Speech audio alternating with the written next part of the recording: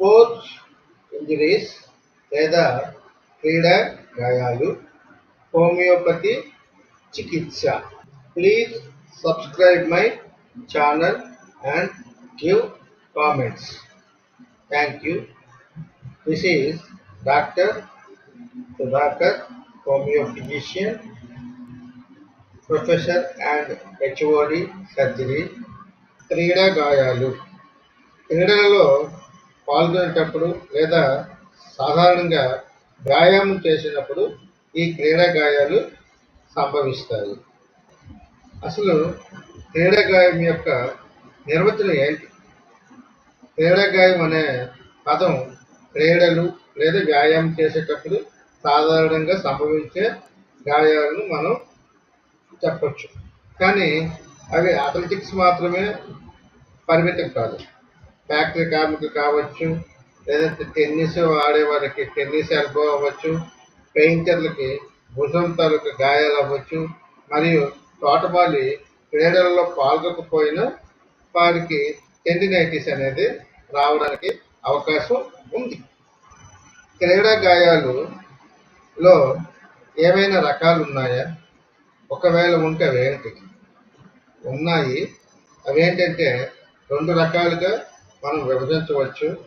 ఒకటి తీవ్రమైన లేదా ఎక్యూట్, రెండవది దీర్ఘకాలిక లేదా క్రానిక్ ఇంజరీస్ కింద చెప్పవచ్చు.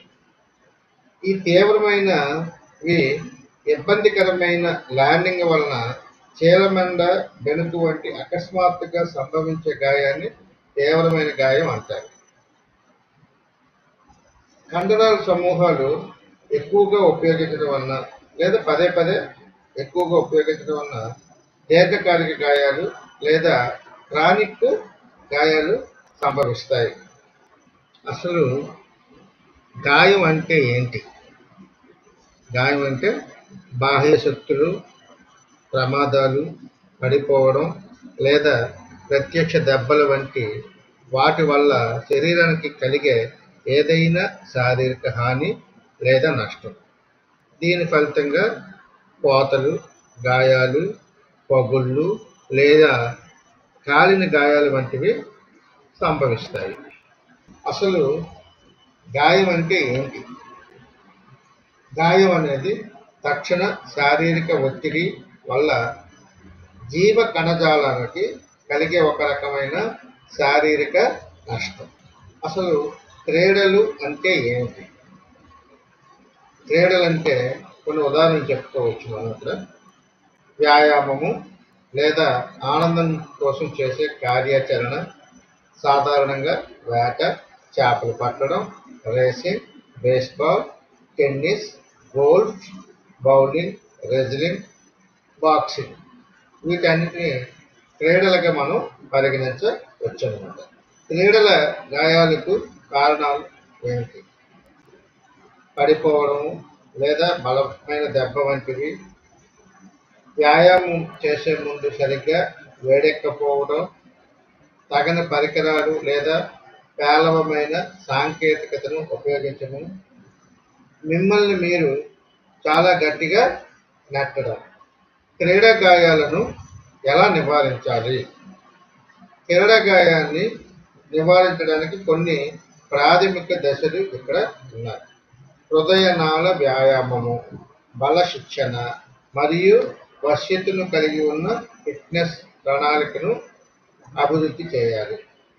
వివిధ కండరాల సమూహాలకు ప్రత్యామ్నాయంగా వ్యాయామము చేయండి మరియు ప్రతి 2 రోజులకు వ్యాయామము చేయండి. వ్యాయామము లేదా క్రీడలు తర్వాత సరిగ్గా చల్లబరుస్తుంది. హైడ్రేటెడ్గా ఉండండి, అంటే ఎక్కువగా నీళ్లు తాగుతూ ఉండాలన్నమాట. వివిధ రకాల క్రీడా గాయాలతో బాధపడే క్రీడాకారులకు ప్రయోజనంగా ఉండే అగ్ర హోమియోపతి మందులు చాలా ఉన్నాయి. అందులో మొదటిగా ఆర్నికా.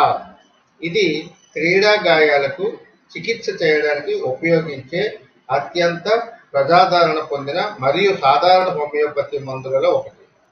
ఇది ఫుట్బాల్ మైదానాలలో, అన్ని స్థాయిల ఆటలలో, అన్ని ప్రథమ చికిత్సా వస్తు సామాగ్రిలో ఒక భాగం.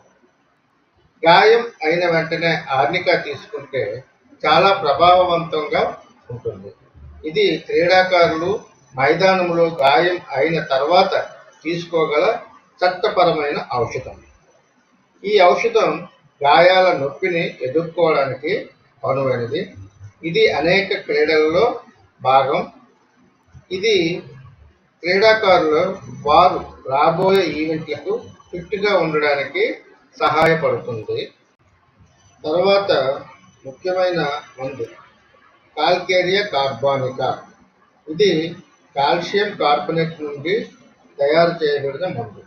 హోమియోపతి ఔషధం దీర్ఘకాలిక గాయాల విషయంలో ఉపయోగపడుతుంది. దీనిలో బలహీనత ప్రభావిత క్రీడాకారులు 2 వారాల కంటే ఎక్కువగా ఉంటుంది.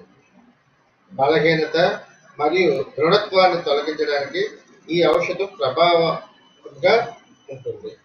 నెక్స్ట్ తర్వాత మందు ఏంటంటే హైపర్కమ్.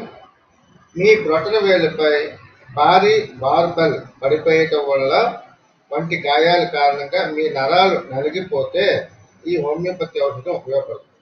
అలాంటి సందర్భాల్లో ముందు మీరు ఆర్నికా తీసుకోవాలి, ఆపై ఔషధం తీసుకోవాలి. ఇది నరాల నొప్పిని తగ్గించడానికి ప్రయోజనకరంగా ఉంటుంది మరియు మీ వెన్నెముక గాయపడినప్పుడు ఇటువంటి నొప్పులు సర్వసాధారణం. తర్వాత ముఖ్యమైన మందు లెడంపాల్. ఇది క్రీడాకారుల్లో గాయాలు చికిత్స చేయడానికి మరొక ప్రభావవంతమైన ఔషధం. ఇది పంక్చర్ గాయాలు మరియు కీటకాల కాటును నయం చేయడానికి ఉపయోగపడుతుంది. ఇది నల్లకన్ను మరియు తాకడానికి చల్లగా ఉండే ఇతర శరీర గాయాలకు చికిత్స చేయడానికి కూడా ఉపయోగపడుతుంది. దీనిని ముందుగా ఆర్నికా తీసుకున్న తర్వాత ఇది ఉపయోగిస్తారు.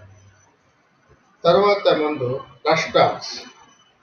ఈ హోమియోపతి ఔషధం తీవ్రమైన నొప్పి, దృఢత్వం కలిగించే లిగమెంట్ మరియు స్నాయువు గాయాలకు చికిత్స చేయడానికి, అలాగే ఒక వ్యక్తి వెనుకలు మరియు బెణుకులు అనుభవించినప్పుడు కూడా ముఖ్యమైనది.